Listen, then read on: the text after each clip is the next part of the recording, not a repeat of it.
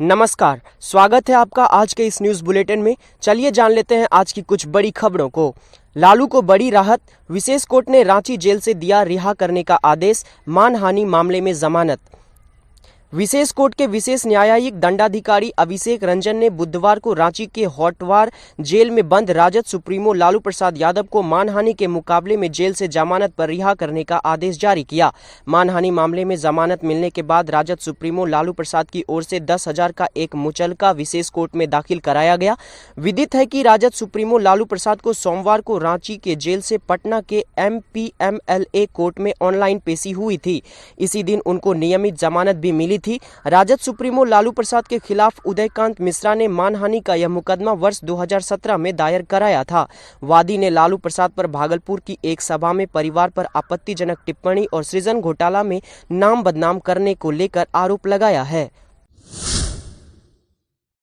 राहुल गांधी ने कहा कि EVM MVM है, मोदी वोटिंग मशीन, लेकिन बिहार में इस बार युवा गुस्से में हैं। बिहार विधानसभा चुनाव में तीसरे चरण से पहले राजनीतिक दलों ने पूरी ताकत झोंक दी है। इस कड़ी में बुधवार को कांग्रेस पार्टी के पूर्व अध्यक्ष राहुल गांधी ने अररिया में जनसभा को संबोधित किया। इस दौरान राहुल गांधी ने प्रधानमंत्री नरेंद्र मोदी और नीतीश सरकार पर जमकर निशाना साधा। राहुल गांधी ने कहा कि EVM MVM है, यानी मोदी वोटिंग मशीन, लेकिन बिहार में इस बार युवा गुस्से में है। ऐसे में EVM हो या फिर MVM, इस बार गठबंधन ही जीत रहा है। उन्होंने कहा कि हमारा ये रिश्ता एक दिन का नहीं बल्कि जिंदगी भर का होना चाहिए। उन्होंने कहा कि PM मोदी जितनी नफरत फैलाने की कोशिश करते हैं, मैं उतना ही प्यार फैलाने की कोशिश करता हूँ। राहुल गांधी ने कहा कि काले धन के खिलाफ लड़ाई थी तो देश की जनता यानी हमारे किसान, मजदूर, छोटे दुकानदार लाइन में क्यों खड़े थे? क्या वो काले धन वाली जनता थी? देश के प्रधानमंत्री जानते हैं कि देश में लाखों करोड़ों मजदूर दिहाड़ी पर जीते हैं। प्रधानमंत्री ने एक मिनट भी नहीं सोचा कि आपको बिना नोटिस या चेतावनी के लॉकडाउन से बिहार और अन्य प्रदेशों के मजदूरों का क्या होगा। साथ ही राहुल गांधी ने कहा कि पंजाब में फूड प्रोसेसिंग के कारखाने हैं, इसलिए वहां सही रेट मिलता है, इसलिए हमें मक्के को प्रोसेस करने के लिए फैक्ट्रियां बिहार में लगानी पड़ेगी। हमारी पूरी कोशिश रहेगी कि ये फैक्ट्रियां आपके खेतों के बिल्कुल पास ही हो। मैं आपको कहना चाहता हूं कि महागठबंधन की सरकार बनेगी तो वह हर जाति, धर्म, गरीब, मजदूर और हर जिले की सरकार होगी। हम मिलकर इस प्रदेश को बदलने का काम करेंगे। छत्तीसगढ़ में जब चुनाव हुआ तो हमने चुनाव की उस मीटिंग में कहा था कि कांग्रेस पार्टी की सरकार आएगी तो आपको 2500 रुपये धान का रेट दिया जाएगा। हमने वो किया है।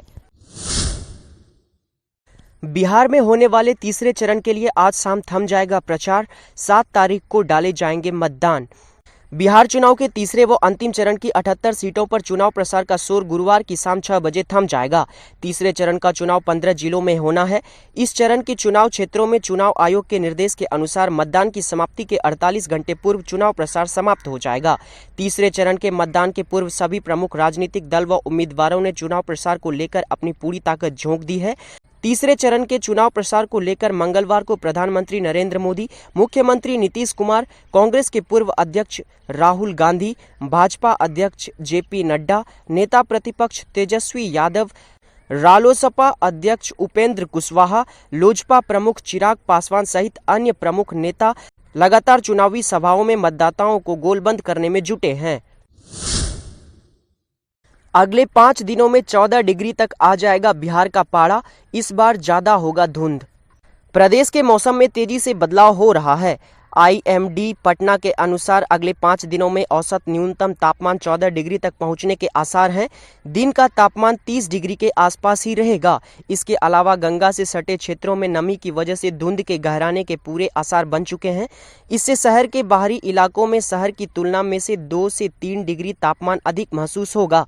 अगले 5 दिन आकाश साफ रहेगा, ओस गिरेगी। हालांकि अगले 5 दिन में कोहरे की आशंका नहीं है। मौसम वैज्ञानिकों के मुताबिक दीपावली तक बिहार में स्वाभाविक ठंड पड़ने लगेगी।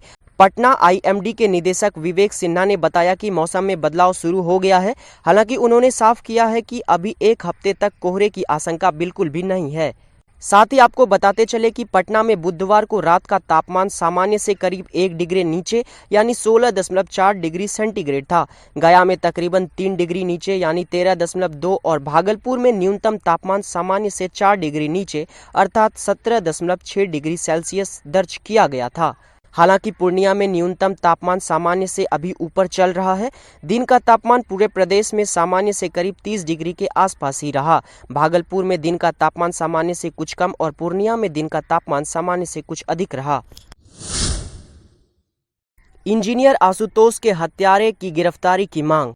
जिला कांग्रेस कमेटी भागलपुर के कार्यकारी अध्यक्ष विपिन बिहारी यादव ने आरोप लगाते हुए मांग की है कि इंजीनियर आशुतोष पाठक के हत्यारे मुख्य आरोपी तत्कालीन बिहपुर थाना प्रभारी रंजीत कुमार को अविलंब गिरफ्तार किया जाए।